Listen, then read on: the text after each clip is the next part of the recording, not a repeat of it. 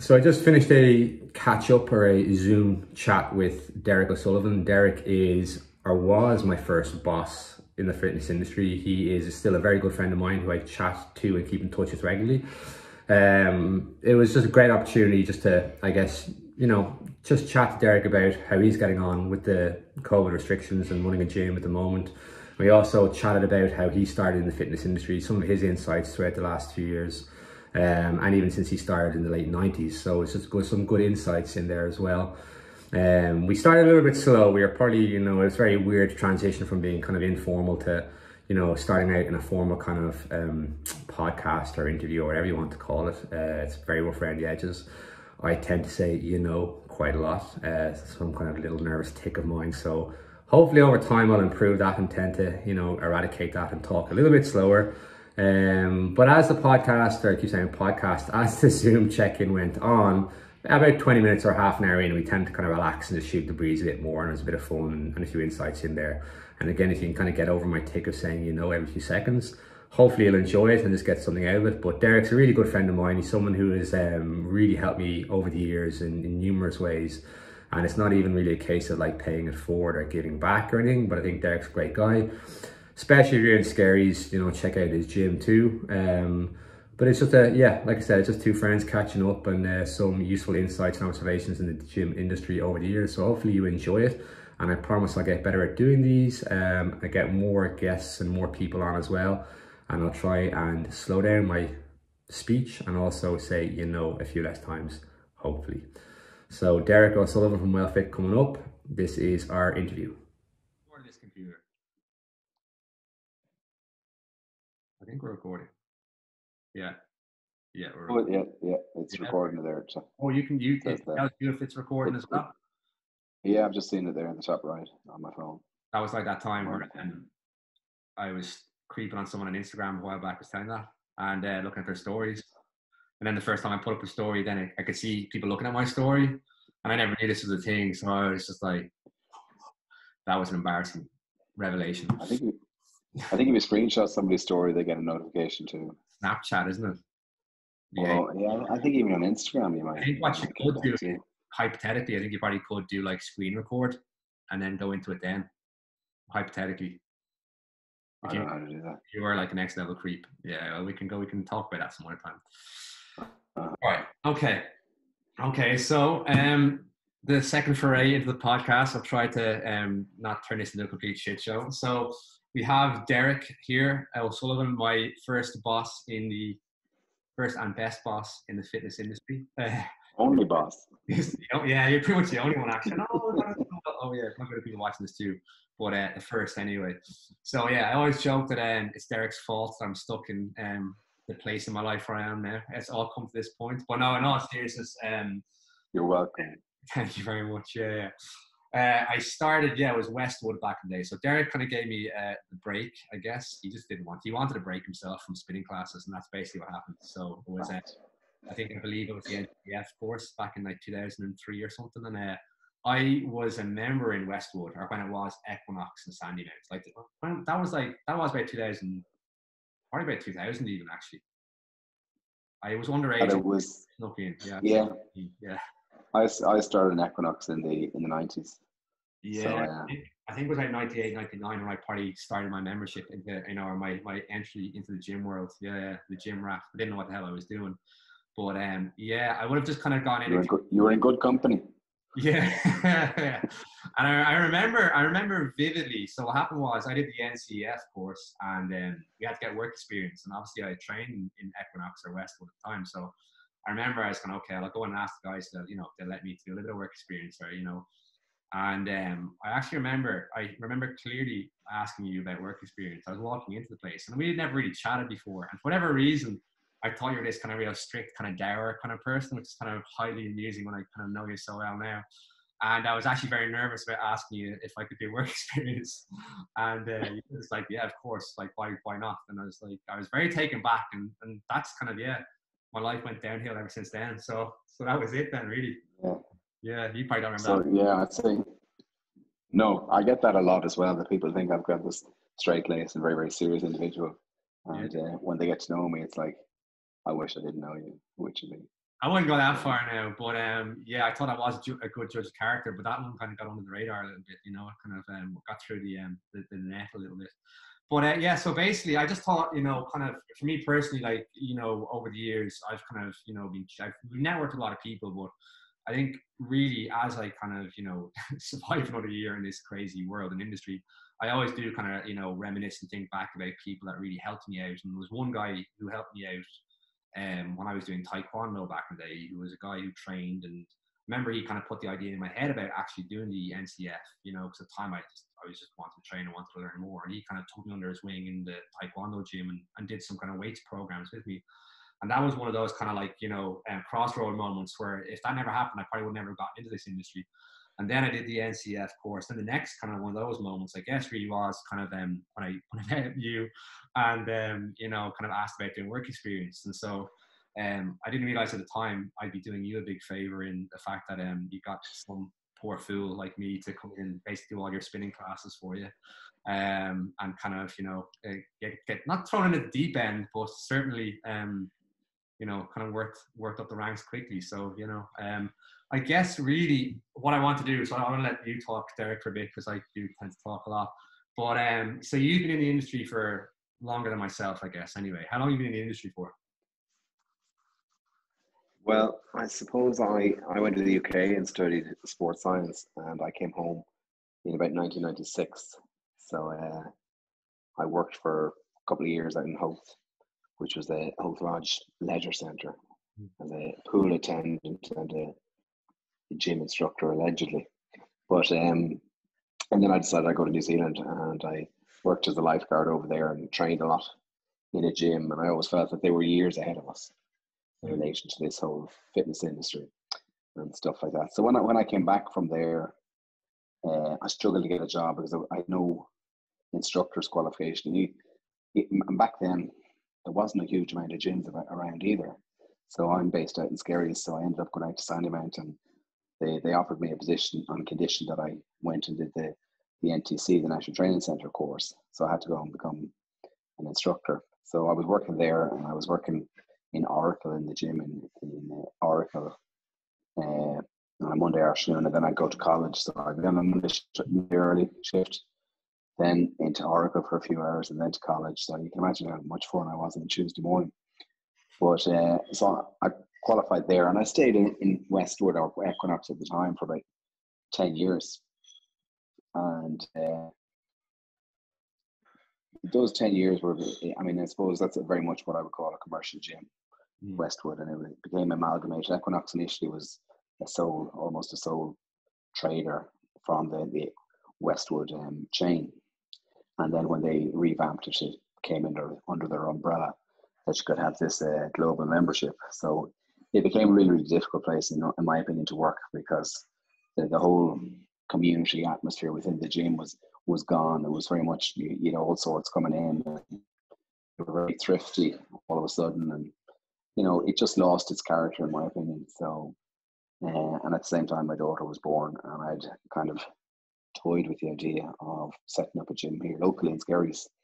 And my two of the staff there at the time, Colin and Evelyn, Colin was a little more driving than I did. I'm a bit laid back, and he was, come on, let's do this.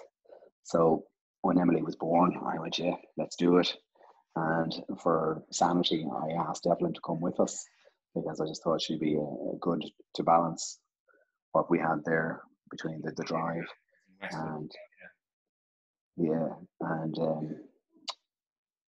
drive, and she's very level-headed and stuff like that, and I would be a great instructor in classes and stuff like that. So it was a nice balance there. So that happened in 2006, that I basically set up what we call WellFit.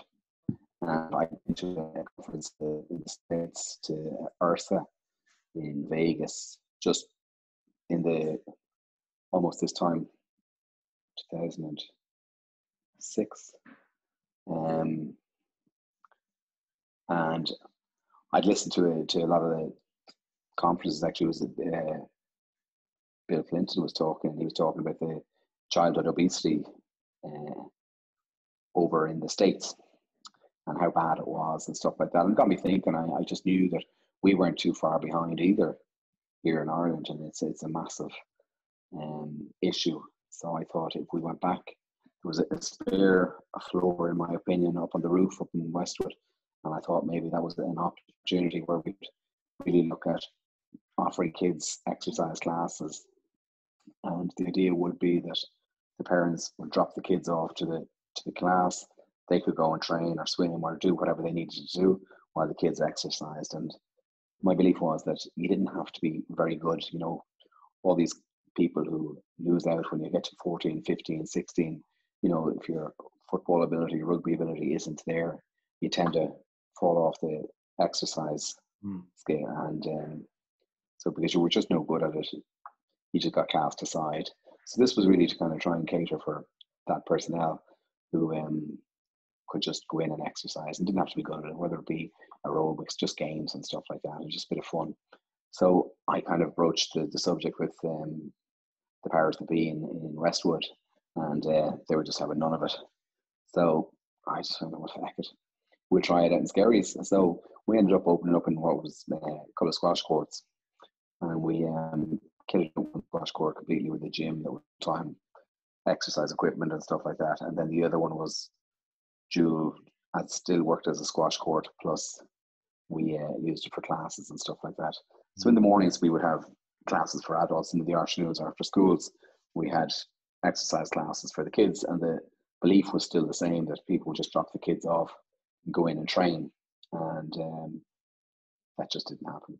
Just parents just saw it as an opportunity for us to babysit for their kids and stuff like that. So yeah, I was going to ask why you think that didn't happen. Was that one of the main things? They just they were just tired.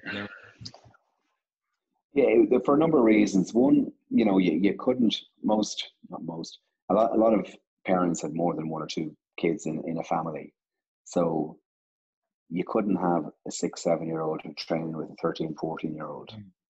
You know, it just didn't work. It just didn't, couldn't merge that class. So we had different classes for different ages, from 6 to 7, 8 to 9, and then from 10 to 14, and then 15, 16, and stuff like that. So it was too difficult for a parent to try and drop all the kids into one class. And if that was the case, it probably would have worked, but you just couldn't ask a 6, 7-year-old to train with that. So, you know, you play games with 6, 7-year-olds, like,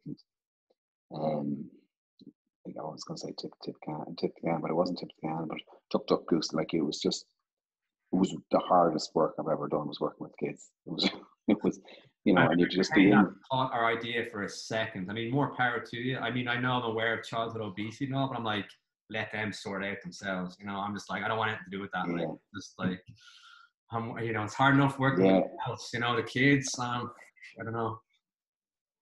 Oh, we have 3 hours of kids classes in the afternoons, and then we went to adult classes, and it was really, really, really challenging, and not greatly rewarding either, truth be known, financially or mentally. So so we did it for a few years, but it was you just come out of those classes exhausted. We do camps as well, but you know, we needed the business and stuff like that, so every penny helped at the time to try and to keep us afloat.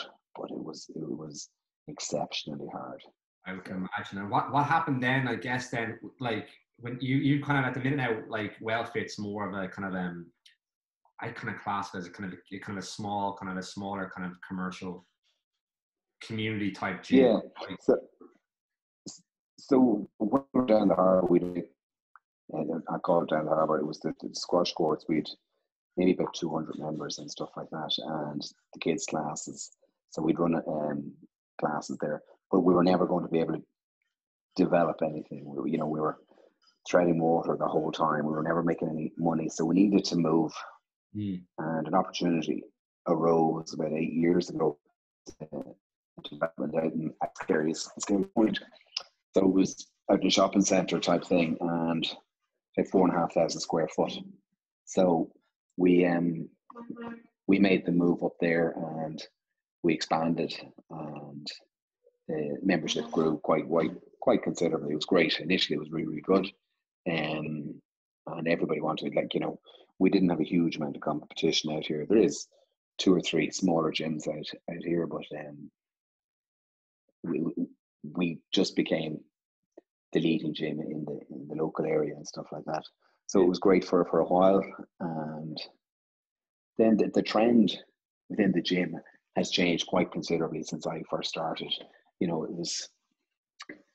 It was the same for a long, long time, but you'd admit yourself now, maybe the last 10 years, there's a huge amount of people lifting weights now than there was 20 years ago. Yeah. Girls were very much afraid to lift weights. Oh, it was a different animal back then. Yeah, you could, like, trying to convince a woman to lift a weight like in 2003 or 4 it was an ordeal. Yeah. Whereas it's a much more common, straightforward thing now. It's not even, you don't even really get that kind of that resistance, excuse me, that barrier to doing resistance training now. Like, females are totally open to doing it and know the benefits of doing it. Yeah. But even like 10 years ago, would have been you would have had to really, try and convince somebody, that of the importance of kind of doing that type of training. Yeah, and that, and that's, so we've, since we moved, we've had to redesign the whole gym and stuff like that. And, we would have started with maybe 7 or 8 treadmills, and now we're down to 3. And it's more, we're lifting weights and stuff like that. Our class timetable has become much, much smaller because it's not that it's not any more popular. It's just the demand for lifting weights is far greater. Yeah. So, and that's just a trend of the way the gym has gone.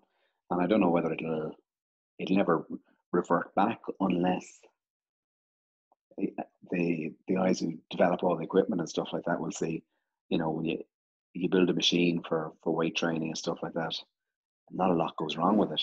So I think what you'll find is they'll start pushing cardio back on us soon enough, because there's a greater emphasis, or there's a greater return for them on that, and getting services and upgrades and stuff like that.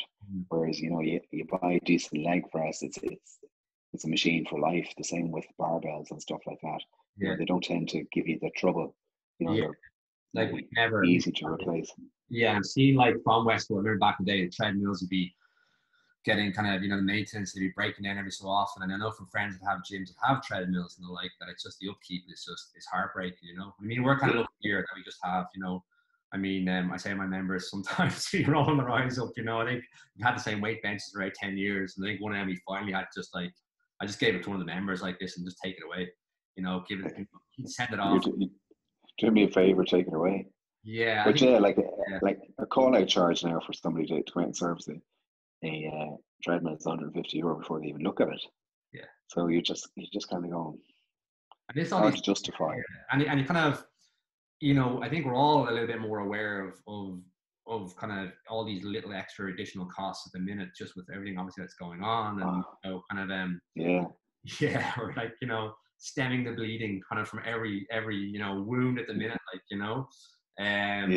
but it's, I mean, even in terms of that at the moment, like, what are you guys doing now currently? You're on the Zoom sessions as well, are you? Yeah, well, I suppose March last year, when we basically went into our first lockdown, and we weren't allowed to do anything, the novelty was, it was great. It was like a heat wave, and everybody was happy out. But after about 2 weeks, I went, I can't be doing this for nothing. I can't do nothing. I didn't realize that I wouldn't be able to sit around and do nothing. I always thought I couldn't wait to retire. I'm not far away from that age. But I thought, there's no way. So I knew the gym was going to be closed, and we were allowed to then exercise in pods of 4. So I thought, I'll buy sets of weights. We loaned out all our equipment to the members and stuff like that in good faith. And so I had nothing left. So I went and I bought some barbell sets that you'd get in a studio class. Yeah. And I think I got 13 or 14 of those. And the logic was that I'd have 3 pods of 4, like, dotted around on the beach. And there's plenty of space and stuff like that. So I decided I'd do a couple of classes during the week, in the mornings and in the evenings. And so I started Monday, Wednesday, Friday. I do a 7 o'clock class in the morning. or 6:30 or something like that. And I ended up, they just got really, really popular, and I went 5 days a week, Monday to Friday, 6:15, 7:15, 8:30, 9:30, and then 5:30 p.m. So they became really, really popular and spectacular setting. Everybody felt really, really comfortable outside, and it was far, far more hygienic. You could do social distance, so it was really, really popular. And then when the gym was allowed to reopen, we weren't allowed to do classes inside. Yeah. We continued with the classes outside, and then because you could have 15 outside, and then you were allowed, they eventually allowed you to have 6 inside, including your instructor. So it just didn't really seem worth our while. So the gym was open, and we continued to do the classes outside because people were more comfortable outside at this stage, and the weather was good and stuff like that. So eventually we got back to another lockdown where we weren't allowed to do it. Yeah. And the weather then kind of, that break just didn't work. So we hard for people, I think. Second lockdown, I saw that here, especially the second one really kind of got a lot of people. It was, yeah. I think it was. And the weather changed, so I decided we'd try the Zoom classes, and that's worked out really, really well.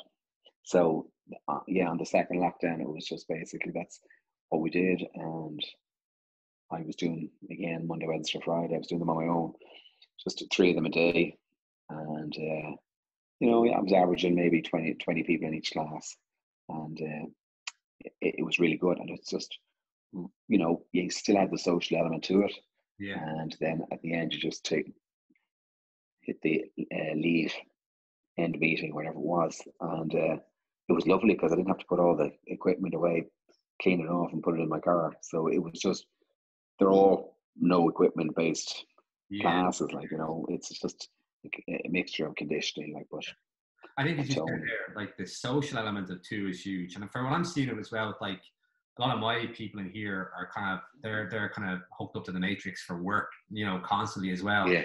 And even just getting them away from like work emails for 30 minutes, there's even a benefit to that, and we can talk about, mindfulness or whatever else, but just trying to even switch off the other kind of, natter from, work or whatever else, just even for 30 minutes, like the sessions we do are just short.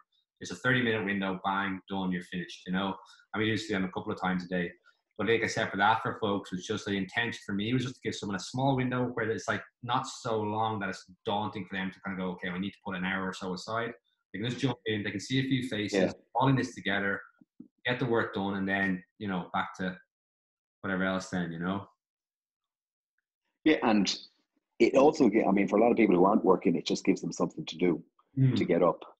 And, not only is the endorphin rush, but like that, it is a little bit more social, and you can have a little bit of interaction. Like I'd meet people throughout the class, but at the start I'd have them, and I just try and take the piss out of them.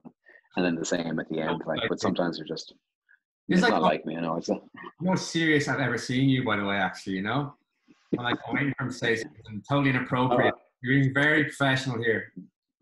I'm expecting you to ask me for work experience. Yeah. I'll do some of those classes for you. It's like, no. I know that trick. I think that trick a long time ago. I'm not falling for that trick again. Don't think you can put up with our members. Oh, well, listen, I think we could do a switch, see how that goes. I'd be just afraid. People just go, fuck it, like, this is how someone's meant to be. I'm just totally, at the minute, I'm not. I think, it's really, really tough at the moment for any small business owner, and you're just doing your best for your own sanity. Like, that's what I find. I did the classes on the beach for my own self initially, and then it just became something that routine. It's that routine that we all kind of need as well. All of us need it. Like, even for myself, like I have the class on at say 1 o'clock here, so I come into the gym beforehand and I stay here then stay here till after the last Zoom class. And it's like I remember the first lockdown, I was at home and I was kind of teaching in the sitting room where I was filming workouts in the back garden. I stayed away from the gym. I was kind of one of the reasons I decided to stay away from the gym was because I was coming in and out of here for like 9 years nonstop, basically. And I thought, okay, I'm just going to give myself 2 months of just, a weird kind of like Twilight Zone. I'm not going to say a holiday. I was referring to it as a holiday initially, but it was just to kind of just get away from the place for 2 months even, But then the walls at home start closing in a little bit too, and it's just even to have something to do or somewhere to be is just important. Like, I mean, we, you know, humans, I keep saying it, we do kind of thrive on a bit of rhythm and routine. As much as people want to, like, oh, I want every day to be an adventure, and you know, and you know, this and that. We like routine. We like routine. Fuck adventure. Yeah, we are creatures of habit. Yeah. No. I think also in that first lockdown, we were quite regimental, and we listened to the authorities, and we said we're not allowed to go more than 2K. So you know, we didn't. I had 30 people in the gym here 5 minutes ago. I didn't. I'm joking. Yeah. I'm joking. I saw that on CCTV. Yeah. Oh, jeez, you're gonna get me in trouble now. But yeah, it's a weird time at the minute. And I guess there's no point in even kind of speculating. I had some people asking me like, "Oh, when do you think we're gonna open?" And this not like, and like, it's tricky. There's days where I think with me personally, where I'm always like, especially the first lockdown, it was kind of a bit of novelty. It was a bit of adrenaline going. And I was kind of like, you know me, I'm typical, always have a chip on my shoulder, always have, everyone's against me. And I was like, I'm going to show. Can't say I noticed. Yeah. I'm going to show everybody, I'm going to create this lockdown better and all. And that's kind of draining, that kind of mentality and that kind of thought's draining. And sure enough, I did well on the first lockdown, but my whole other life outside of work just disappeared, it evaporated, and I was just burnt out, you know. And yeah, like, even now I get these moments kind of going, okay, I'll only be successful, I'll only prove that I am successful, I'm any good, if I come out of this in a better position. And in one way, I mean, you know, obviously we know things about the building and buying the building, but everybody's business is suffering right now, I think, you know, and in most cases, it's probably, I think it's okay to be kind of going, okay, listen, we're just all getting through this together. We're all, you know, just kind of, it's uncharted territory for all of us, like, you know. And I think that's, again, I'm kind of like my own harshest critic, where it's like, if I'm not, you know, showing, you know, more earnings or this and that, then I've fucked up. And, you know, but it's like, no, it's just literally getting out of bed and going to bed in one piece every day at the minute, like, you know. Yeah, I think there's a huge case of just functioning, just getting through it, and we don't know when it's going to end, and it's not getting any easier. Much no, we think that there's light at the end of the tunnel. I disagree. I think it's still as hard, and it should be getting easier. We feel like there is a little bit more light there in the evenings and stuff like that, and there people are getting vaccinated and stuff like that. But I still, until we, you know, you have a definitive opening date, I don't think we will be comfortable, because I don't believe we'll go into another lockdown. Yeah. Certainly not to the same magnitude as to what we're at the moment. But I think because we were told we were going to open in January, you know, up until the 28th or 29th of December, it was really especially hard for us to say, no, now we're going into, and, you know, it was the right call. There was no way you could justify having a gym open with the numbers the way they were. No. But I'm hoping that we maybe at the end of March, they kind of go, well, the gyms can reopen. Yeah. I suspect window, yeah. I suspect that the 5th of March they let the construction open, and maybe the exam students back into school for the 3rd years and 6th years, and maybe then 3 weeks later they might say, because we were supposedly meant to be open in January, they might go, now we'll go with the gyms and see and monitor and just go like that. And that's what I'm getting all my hopes on. And how did you then, when you were able to bring people back in? I know for us it was kind of like, because we do individual training, we're a little bit different. We're more of a kind of I'd say group personal training kind of thing here, and we're much smaller. We had our kind of 5 zones essentially, so we had 5 people in at an hour slot. They'd have programs given to them, and they'd kind of work away and do stuff. What were you doing? You were limiting numbers, or people booking? Yeah, no, we didn't. What we did, because we were doing classes outside, we kind of freed up a whole studio essentially, so we were able to space out all the equipment. Yeah. And as best we can, and then, you know, then we had a studio. We had the cardio area with the machines, and then the free weights area and stuff like that. So the free weights area was the one that kind of got a little bit uncomfortable at times, but it was just basically man management and just kind of saying to guys as they came in, say, listen, you're going to hold off. You can go into the gym in the front area, and then if somebody leaves the back area, you can use that. Yeah. But just before lockdown, we were looking at kind of getting a booking system in place. Yeah, we were going to look at that for everyone's comfort, because the lads in the gym felt it was hard on them. It was a bit uncomfortable trying to ask people to move, but thankfully I didn't sign up to it, because I'll probably still be paying for it. But it didn't come to fruition because like our insurance. Yeah, yeah, your insurance. I won't go into that. Yeah, I won't go into that. Jesus. Yeah. What is the story with your insurance? That's out of curiosity. Who have you got insurance with?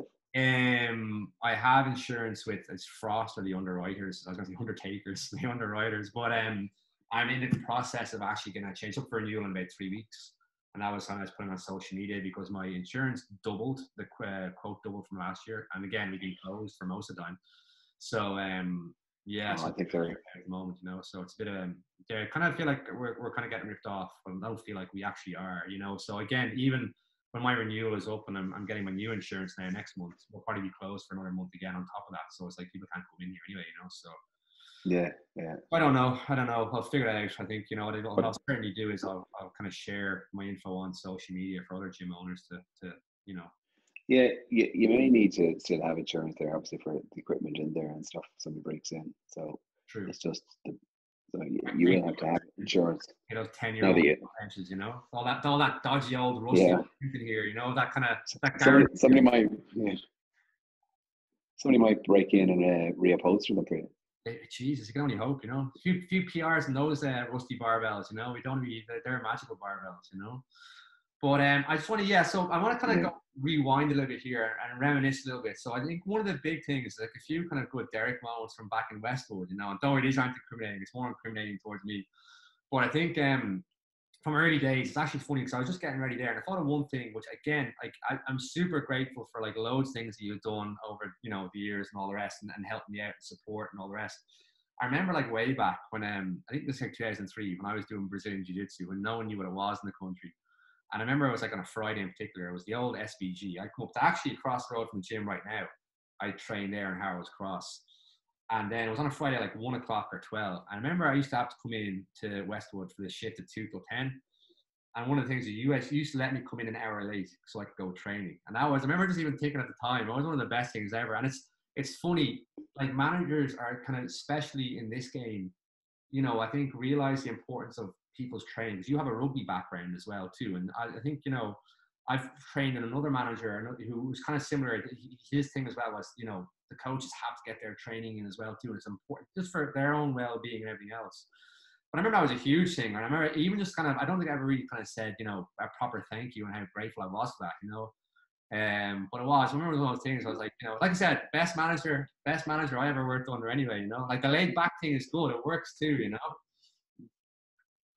Yeah, I think you're coming looking for a bonus or I'm something. looking for a job, man. I'm looking for a job. Yeah. I'm gonna try and do the reverse here. Like every time I drive out to visit you in Skerries, I just think like, how the fuck did you drive out to Skerries, the Sandymount, every morning for work? Like, what time did you leave the house at? Before there was a tunnel. Well, what time did we open? Were we open at 6 at that stage? 6, yeah. I'd leave about 10 past 5, I think, to be there for about 10 to 6 and get open and stuff like that. The first few months where I was doing the 6 a.m. starts, there'd be people waiting to get into the gym, and I'd be so annoyed. I'd be there opening up, like, I'd just be there going, like, what the fuck are these people doing here at 6 in the morning? And I know I should have been all smiles, but then, they did. Yeah. I remember you took me aside one day. It was like early on, and you called me in. And I was like, "Shit, I'm in trouble here. I fucked up somewhere. I don't know what I did. Maybe I kind of, I don't know. I didn't put the weights back or something." I remember you just looked at me and it's like, "You're not a morning person, are you?" And I was like, "No, boss, I'm not really." It's good, Grant. Don't worry about it. We'll get you off the morning shifts. And that was it. Done. I never worked the morning again. Oh man. Yeah. Very grateful. Yeah. Yeah. So that bad? I don't know. I think. Well, I just know there's some people who just aren't morning people, and there's no point in forcing you to be there. Nobody appreciates that. The members won't appreciate somebody who doesn't want to be there. So I appreciate that. You're looking out for both parties really at the end of the day. But I think going back to looking out for the staff, I think if you recognise somebody who's very, very good and very, very passionate about what they want to do, you will go out of your way to accommodate them. Like, one's not taking the piss. Like, I've no issue with somebody training on shift if it needs be, but I also would always encourage staff to train elsewhere because I think you're always going to get interrupted when you're training. And big time in a commercial gym. Yeah, I remember. I remember when I blew out my knee, typical Brazilian Jiu-Jitsu, and I was doing my rehab, and a year later, I had left Westwood around 2005. I did the knee blowout in 2007, May the 1st, you know, the day, D-Day. And I remember like a year later, I was rehabbing and I was kind of, you know, I was in Westwood and just training away. I hadn't been working in the gym for about 4 years. Well, whatever it was, I'm bad at maths. 3 years, 2 years, 2 years, 4 years. I think you left, and I got you back. Yeah, you did. Or did I come crawling back? I came crawling back to a few jobs. No, I think. Yeah, and I had no hesitation because I knew you were very passionate about it. I knew you were good and you knew your stuff, so I had no hesitation. Beating out of me. But then you got to also remember what your peers were like. This is true. But I was getting back to what I was saying there. I remember I was training, doing my own bits and pieces. You said people interrupting you. I remember one of the members came up and was like, "Oh, can I get a program off you?" You know, and I was like, "Mate, I haven't worked here in like 2 years." Like, you know, it's like, and I remember the guy, like, I haven't worked here in 2 years. But people would come up, like, you know, you have to have the headphones on. One thing I kind of forget, and here it's great because it's just like, come in, do my own training. And the odd time someone comes in, actually, there's a funny story there. Some lad came in, I think, during Christmas. And he's like, just threw his bag down. I was in the middle of a skier thing on my own in the place. And he's like, I do a bit of training. And I was like, who are you? And yeah, some random lad came in and it's kind of, and I got, like, me being me, you know, business owner, shouldn't like, oh, you know, here's the details, come back. I basically told him to fuck off. Like, I was in the middle of my workout and I was really pissed. Like, and it was awful. But yeah, I think that's one of the things I've forgotten about in commercial gyms. It's hard to get a session done, especially when you work there, because people come up and, you know, they just be chatting. Yeah. It's great. It is great, you know, but it's sometimes you just want to kind of get that workout done, you know. Yeah, unless you're Colin, nobody talks to him. He can get his workouts done. No worries. If you trained. Yeah. Yeah. Listen, I'm not going to say anything. Speaking of piss, so what's the biggest examples of piss taking that you've seen then? I guess in your, let's say in Westwood, we're just like hammering Westwood here, but go on. The biggest, apart from pizza and match of the day when we should have been working, but you know. Well, it was team bonding more so than taking the piss. It was Friday night pizza and football tennis. I remember it was like those, you know, cop movies where like you're all the old cops. I was a new cop, and I remember it was just kind of like, you know, you're like, come on, we'll get a pizza. You know, don't worry about everyone upstairs. It'll be fine. You know, and I was like, but boss, the gym floor is unsupervised. You're like, it'll be fine. It'll be fine. What pizza do you want? Were you ever there for the time trials on the kids' playground thing? No. Did you ever do that? No, I didn't do that. No. Do you remember the climbing frame they had? Yeah. Yeah, we eventually used to have time trials on those. You had to get up and over it and under it and all that sort of thing. The fastest. So I think Colin was actually. He's overly competitive. I'd probably pull the hamstring going up the stairs. I would have done the same. Yeah. I don't know. I suppose there was one particular character who worked there for a number of years unqualified. I think that takes the biscuit as taking the piss, but serious character and lots of time from loving the bits. And I, you know, tried to accommodate him and say, go and get qualified and we'll keep you on. They did it for me, so. I remember that's some of the busiest classes in the place.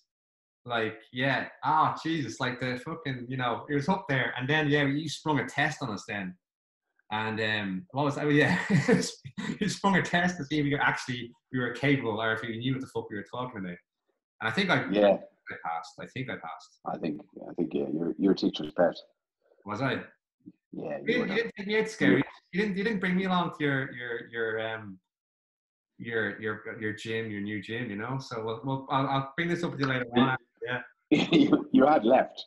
That's true. That's true. I did. A good story, you know. And there was a good chance we were going to open early in the morning. So opening early in the morning and training with kids is like, fuck that. You had to have certain mentality. So and I'm not that mental. Yeah. You wouldn't have balanced out myself and Colin. No, I wouldn't have. I remember Colin and myself, we had that kind of weird, we were just vying for your affection, I think, too. I remember it was like Colin and myself used to wind each other up really badly.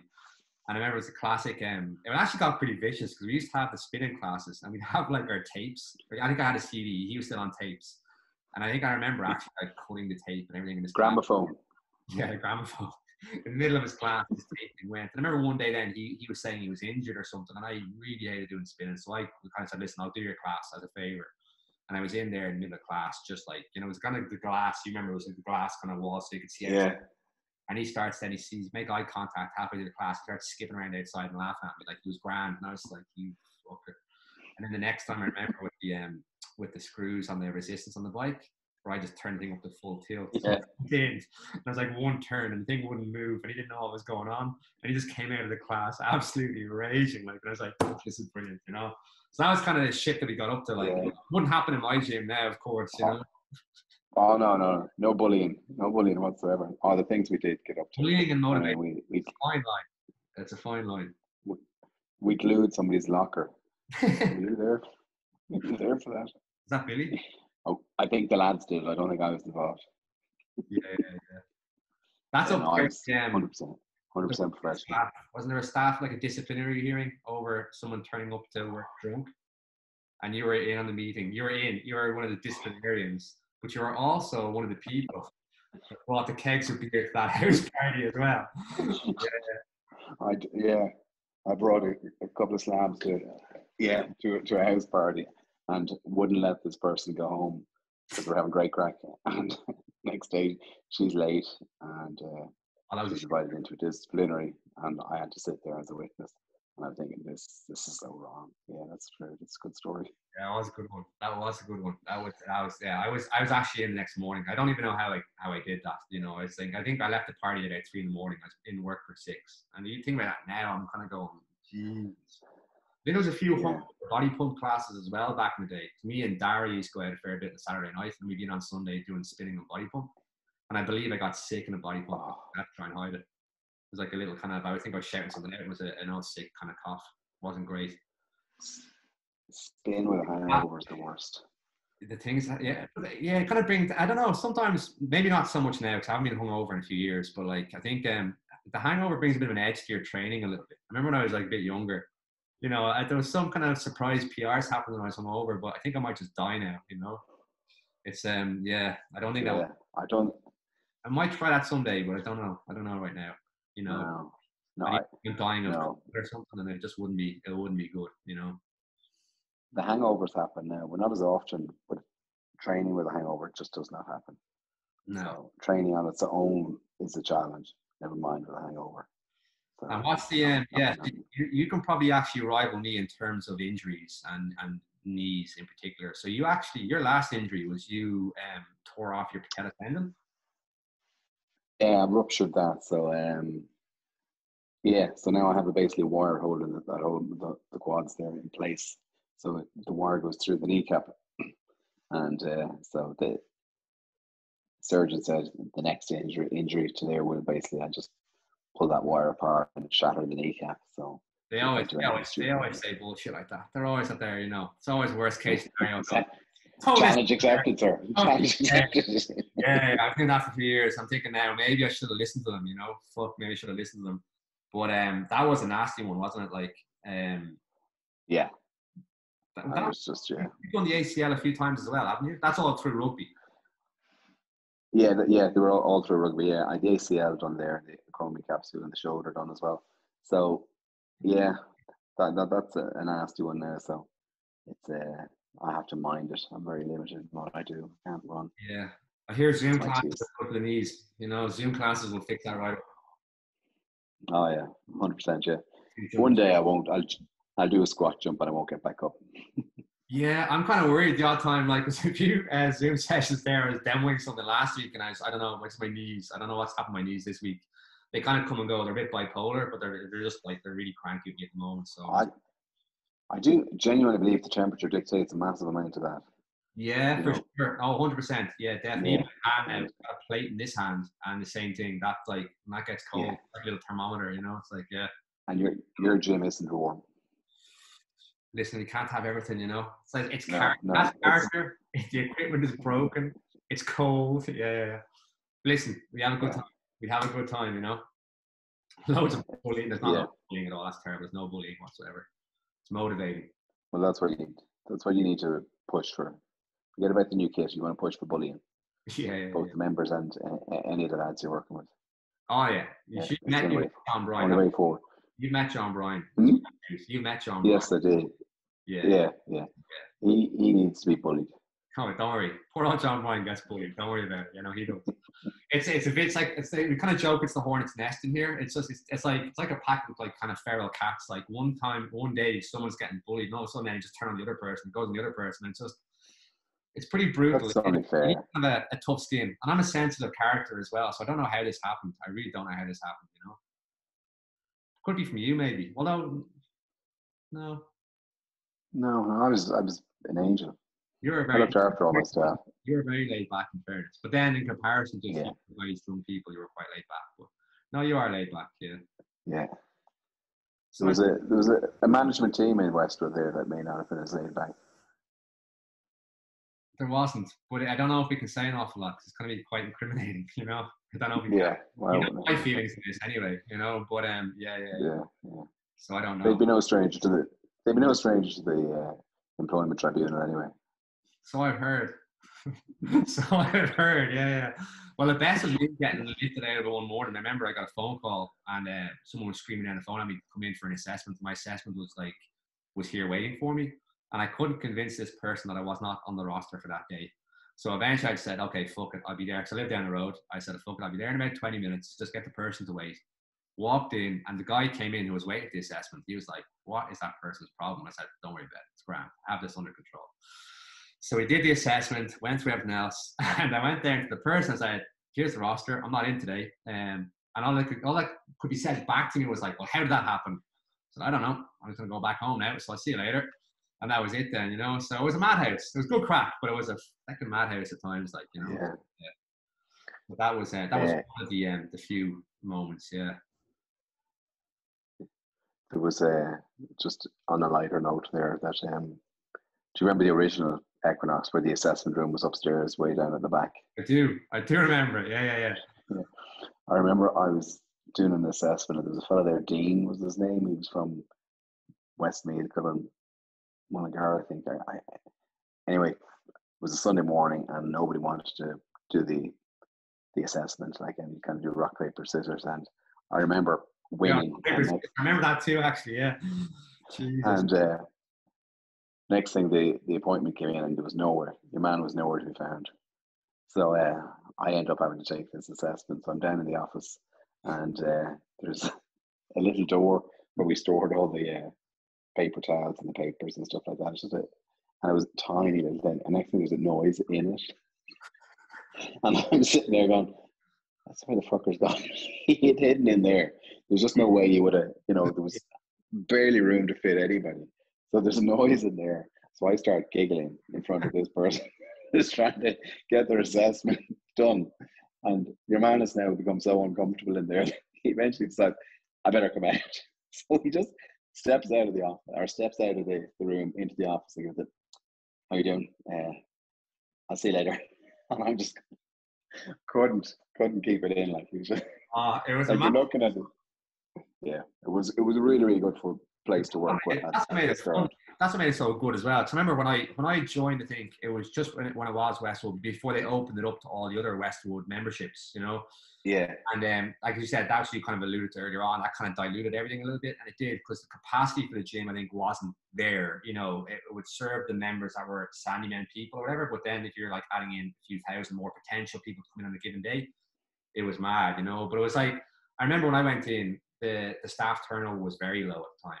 But I think that's a sign of the times as well, though. I think that was just the way that the industry was changing as well. There's a lot of things going on, and you said there's more gyms around, and they basically just wanted fucking people on minimum wage who just clean equipment as well too. And so they're just kind of spitting people in and out of that system, Yeah. Well, there wasn't that many gyms either, so there wasn't that many opportunities. There certainly wasn't as many courses to become qualified. There's, you see yourself now. Instagram can certify you straight away to be an instructor and a personal trainer. Once you sign up when you're over 18, you can be certified personal trainer on Instagram. So, which is dead handy. It's mad, man. Because I was chatting to someone the other day, and it was basically there's some person on Instagram that's doing like a detox. Whenever I hear the word detox, I just want to fucking poke myself in the eyeball. But doing like a detox diet, like it's basically just like starving themselves. So it's a real drastic caloric restriction for 28 days. And it's this plan. And it's this person, you know, all the usual, you know, fucking Gymshark photos and all that shit. And we worked out that this person off this plan made about 20 grand. Really? Yeah. And like to see the content and how, you know, kind of how irresponsible it really is. You want to get self-righteous or kind of high and mighty about it. Like it's a person who's probably perpetuating more self-body or image issues for other, you know, women, because it was a female.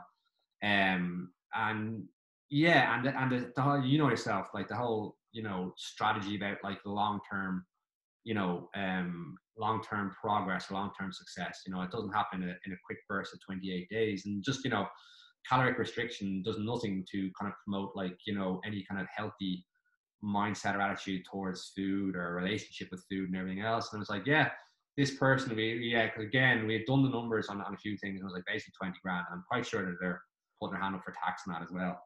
And it was just, of course, there, yeah. What is going? Like Instagram is, it's weird. Instagram is kind of like another thing now as well. So you have like your brick and mortar gyms. Obviously, you have online training. You know, I'm in that world as well. But Instagram is almost a thing where it's I wouldn't even say it's about health as much anymore. It's more about, it is about image, because obviously it's a very visual medium. All aesthetics, yeah. Yeah, and it's kind of like, and listen, I have my own Instagram page. I fire up my photos and my training, and you know, my filters, and am I looking great today? And you know, I'm looking less like shit today.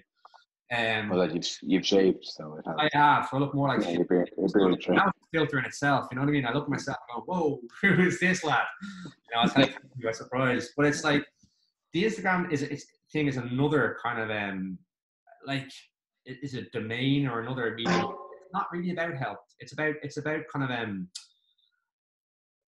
I hate the word again. It's in the Instagram where it's like clout. It is about clout, and it's kind of this thing as well about, and you know, and the whole mental health thing is another whole minefield to kind of get into. But these people that more or less spout about mental health on Instagram are themselves so fragile and so reliant on those likes coming in to reinforce their own opinion of this thing they've built up on that platform of themselves. That it's a really fucking unhealthy and a dangerous thing, really. But where did that all come from? That was yeah. Wow.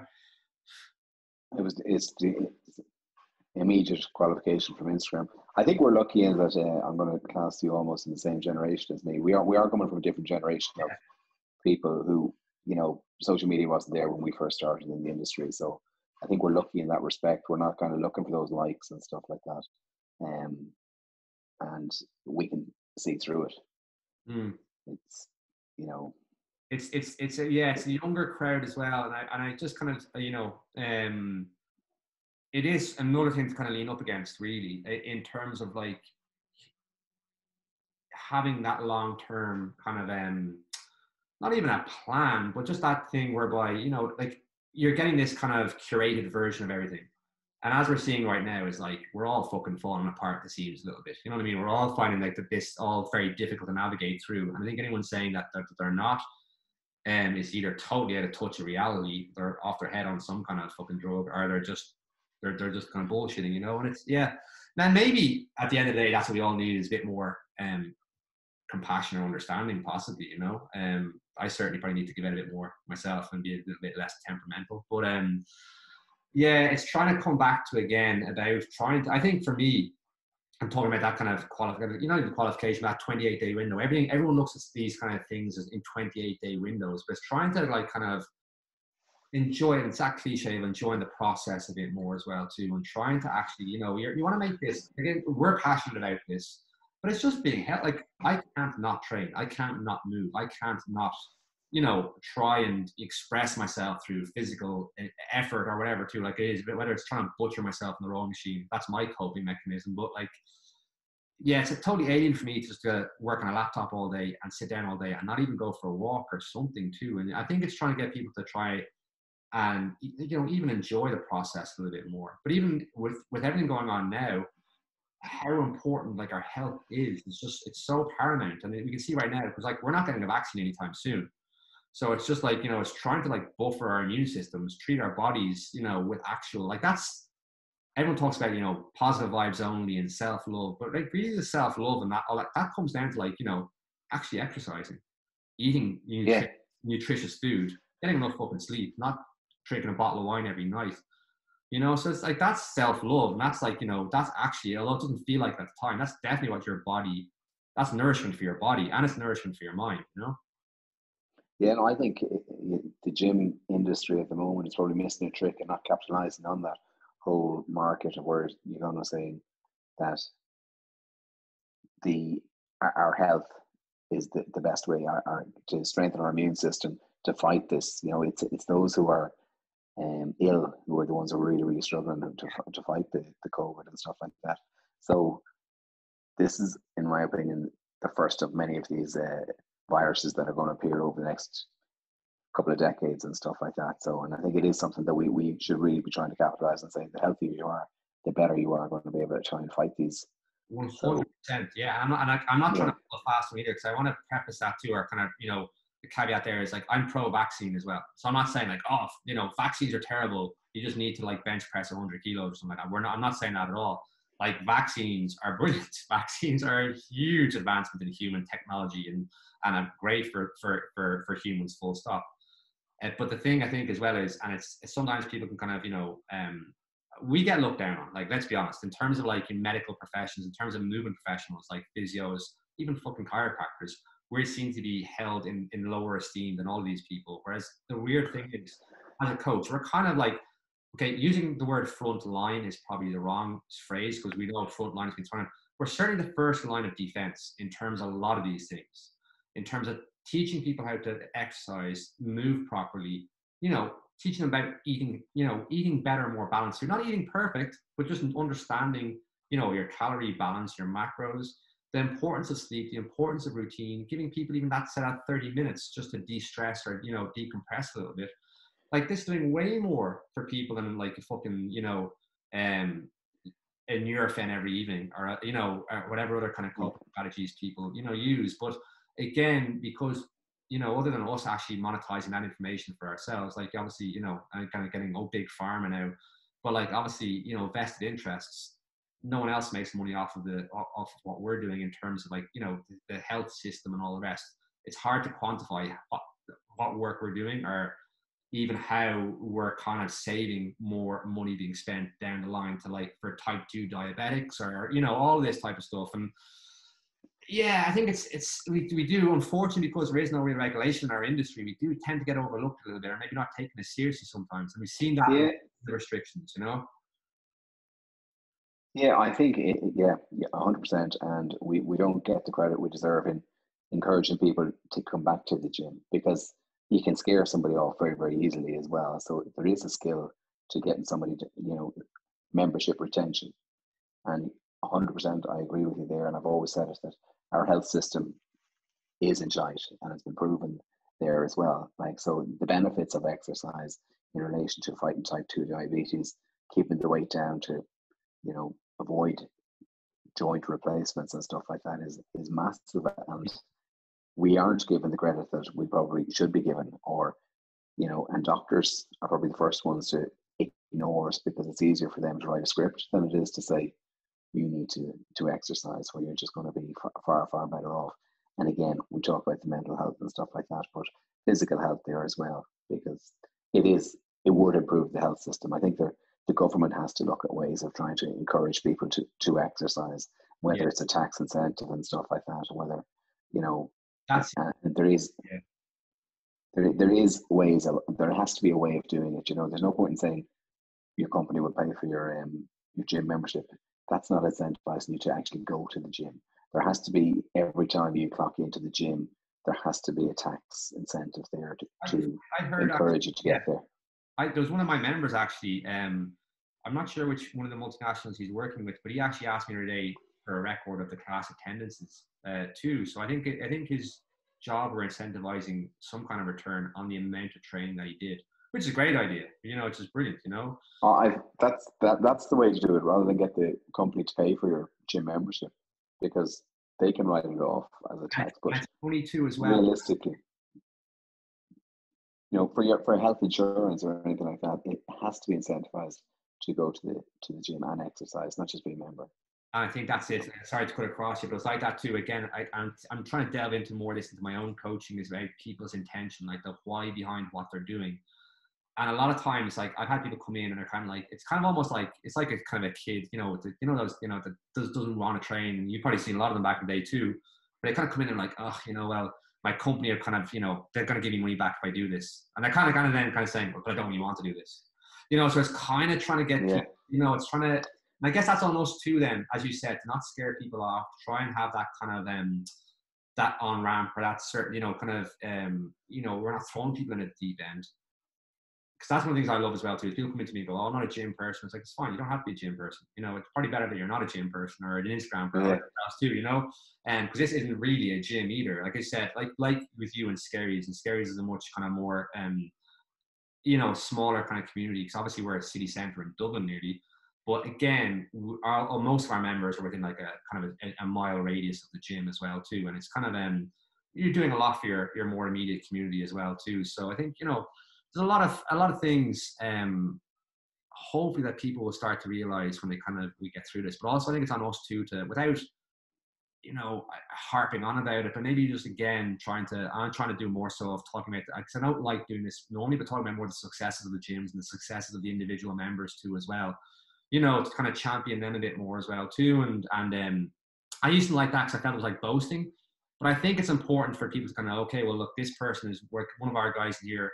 He's only on Zoom. He's lost 18 kilos in a year, more. You know what I mean? So it's like, yeah. So it's like that's outrageous progress. It's life-changing progress. It's amazing, yeah. It's like you can do that with just knowing what a carb, a protein, and a fat is, and how much to have and how much not to have, and drink 2 liters of water and just exercise 30 minutes a day. You know what I mean? It's like, you don't have to have all the access to the best equipment or, this and that, and so there's so many facets to all of this in coaching. It's there's a lot kind of going on, Yeah, it's very much at the very start is trying to convince somebody it's a lifestyle change. So going back to the 28-day cycle, people think they want a quick fix or a 6-week cycle and stuff like that. I would always try and sell it as it's a lifestyle change, and you just start small and you just create the habit of going to the gym. Yeah. And a lot of the time it just becomes part and parcel of your day-to-day routine. And that's what you want. It shouldn't be going away after 6 weeks saying I'm fixed. You're never fixed. You're always going to work on them. And that's how I would view it, make it part and parcel of your lifestyle. And it can become an addiction. There's worse addictions out there, but I hate to see it being overdone as well. It's hard to get the balance right too. And it's like, I say it too, because like obviously my injuries over the years, like similar to your own and sports, people go to me, oh God, why did you put your body through that? I know for every person like yourself and myself that have injured ourselves through training, we know probably 50 people that are in worse pain and from doing nothing. Yeah. So it's kind of like, well, I'd rather be in pain from doing something than I'd be from doing absolutely fucking nothing. That way too as well. Yeah. That's a huge part of it. And I think as you said too as well, it's like, and this is something that I did one of the courses recently with James Fitzgerald, the OPEX course. And one of his first things is like getting people in and a kind of an intro or an assessment. It's kind of like straight out of the gates, like, how long do you plan on doing this for? And I need to be afraid to ask you that question. But he's just kind of like, this is kind of pretty much the rest of your life. He's like, you're almost like, okay, you have, say, for instance, my own age, you might have 30 years left of training. He worked it out like 3 sessions a week, whatever, 12 a month, 120 a year, you know what I mean? Kind of 1,210, whatever it is. You work out this amount of sessions you're doing. And that's kind of like what you're signing up for, really, And then it doesn't have to be in my gym. You could decide I'm an asshole or whatever. You move away, you go somewhere else. But that's kind of what you're thinking. And it's kind of like, again, it's almost like the minimum kind of, point of entry or whatever you want to call it too. Like really, if you're not going to do 3 sessions a week, like what's, like you'd want to probably have a word at yourself, really. You know what I mean? And a session does not have to be like what I did earlier, like 3 fucking 2-kilometer rows with 2-minute rest. It can be whatever. It can be a 50, 60-minute walk initially. But again, we're kind of, you want to be working to a point, like again, just probably at the edge of your ability, not way beyond burnout. But if it's nowhere near there, you're not going to adapt. You're not going to get fitter. So you're just kind of flirting with that edge of ability, and that's your trying. And that's where we come into play. We try and bring people there, and then again, because if you're training over time and you're getting fitter, getting stronger, your capacity is improving, then you have to keep going. Like you said, it's not for a month. You have got to keep following that, you know. Yeah, yeah. If it doesn't challenge it, it's not going to change. Is how we put it. Yeah. And it's just giving them the confidence to do it. Yeah. So, yeah. That's a huge thing too. I think that's one of the things for me personally. Like I wouldn't be a very confident, self-confident person, you know. And I know people say, "Oh, did you do this and this and this?" But that's why I do all those things, because I'm constantly fucking doubting myself. But one of the things that over the years, and I've seen it when I was like really young, like one of my big standout memories when I was a kid was I was shit at football. And you know, when you're young, especially in this now, I got better. But when I started out, and it was one of those, Okay. you're judged on your ability to play football, you know, and that's where that was your value, that was your market value in, like, you know, in Dublin in the 80s when you were a kid in school, a boy in school. And I remember one summer I just like, I'm gonna get good at this, and I practiced every fucking day. Came back in, hit the ground running, the first day back in school, and all of a sudden, then, like, you know, it's terrible, but like, all the lads want to be my friend. I was in the gang and all, and it was just like, it was mad. It was just like that for me. Obviously, planted something in my head, going, okay, I obviously value my own being through physical achievements, and that's why I've always tried to push myself. And again, as you said, it's trying not to take that to like a kind of an addictive kind of level, which unfortunately I probably do because of my makeup. But I see the power of my own confidence improving, even if it's fleeting, with something like, you know, a physical task, or doing a physical task, or achieving a physical task I didn't think I could. And I love trying to bring other people through that process, where you see there, as you said, their confidence builds then too. They come in, they can't do like 5 minutes on a bike because they're knackered, they're exhausted. Then a month later, they're doing 10 minutes. And then it's funny, you have to start reminding them then, going, listen, you know, you're annoyed because you didn't do 12 minutes, but you couldn't do 5 minutes last month. You know what I mean? And I love seeing that too. And that's the thing with the women as well, with the weight training. It's very quantifiable and tangible. You can see when they start to, you see more weight on a barbell, they start to buy it. And I hate using the word empowerment, but certainly there is an element of that for sure too, you know. But that's one of the big things for me, I think, is trying to build people's confidence when I'm not bullying them, kind of not tearing it down. No, when I'm trying to build people's confidence through achieving physical tasks, you know, like, if that makes sense. Yeah, no, 100%. I get you, and I can see the whole competitive edge in you as well. Like, and thankfully, football wasn't something that I ever judged myself on. I probably went to like a slightly kind of like a lower social strata school, maybe, than yourself. You're more back in the day. It was kind of like rugby or football, you know. But it's probably, I don't know. It's probably the same. I just know I had no football ability, and in rugby you could hide that. If I caught the ball, it was okay. But no, I was you know, for rugby. I was way too small for rugby.